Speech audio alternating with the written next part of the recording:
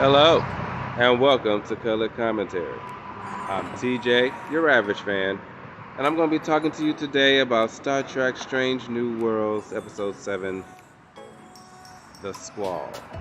Well, something about a squall anyway. It ended up being a ship.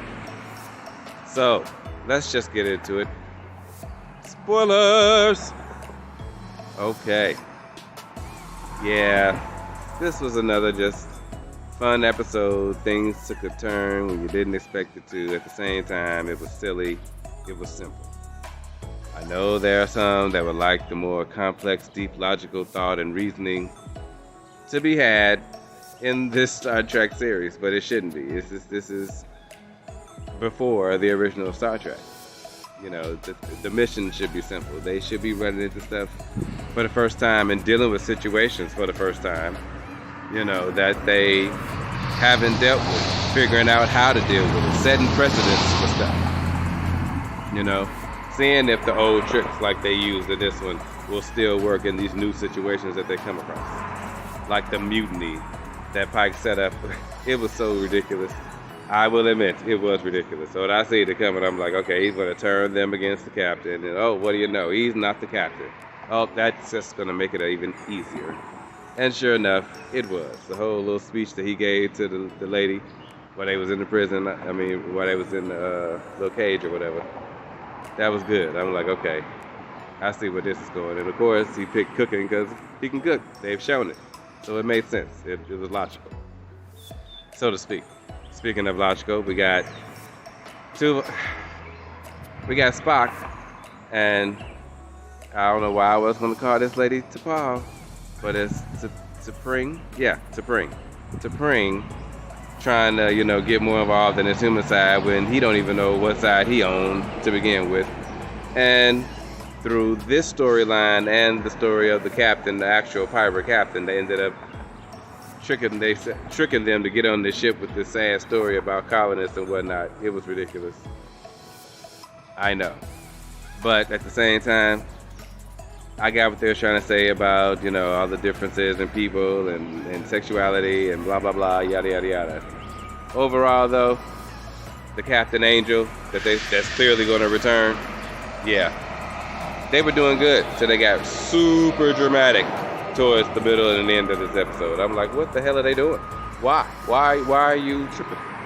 You're doing too much. You're too all over the place now. Bring it back, tone it down. Let's go back a little bit. You're doing too much. So that didn't make me thrilled to see that she's gonna be back later. I'm like, okay, great. And it's all for the efforts to introduce Spock's half brother, which they slightly reveal at the end. That's in the prison that T'Pring is basically in charge of. So yeah, that was what that was all about. She was trying to get him out, trade Spock, and blah blah blah. Yeah, didn't work out. He did a trick with Nurse Chapel that to her really wasn't a trick, and she really liked him. But he think he got feelings for her, but he ain't gonna admit to it. And like she said, he's too good a guy to do anything while he with somebody else. So let's let it go. Kiss meant nothing. We don't got feelings for each other. Let's just move on. It was all a trick. And I wasn't sure T'Pring was going to take it that way, but she did. She was like, I understand what you was doing. It all made sense. I knew it was a great scheme, and it was. All right, we good. So, just this whole situation is really complicated. That's fun to see in itself, yes. As per usual, Ortega pissed me off with her lame lines that she got to say at the wrong time. Whatever. Yeah, pretty much they saved the day. She didn't get traded. He didn't get traded for the prisoner. Like I said, Spring believed it. They got the ship back because the crew had infiltrated the ship. And at first you're like, how the hell would this happen? But at the same time, like, nope, it's simple. They got tricked by some simple ass stuff. It wasn't complicated. It wasn't technical. It was really simple. And that's how sometimes people who think they're so smart and overcomplicated can get tricked because they think they're so smart. They're not going to see the simplest thing coming at them. So that's what happened. They got the ship back, started a mutiny. It's all over. The captain left her whole entire crew all together. So she didn't get captured, but the other people did. It was crazy, but I enjoyed it. fun to see that this is just a fun show. Just a fun show. I'm not asking for too much. Just have some fun. And we're doing that every episode. I'm enjoying it. It's making me like and dislike some characters, but hey, that's what it's supposed to do. And yeah, that's future storyline. Hey, average fans, I forgot one other thing that bothered me.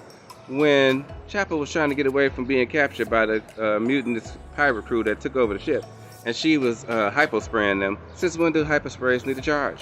Why did they have to charge up for that dramatic takedown of that last one? That annoyed the hell out of me. I'm tired of y'all with these dramatic moves y'all making to do nonsensical stuff to make them look cool.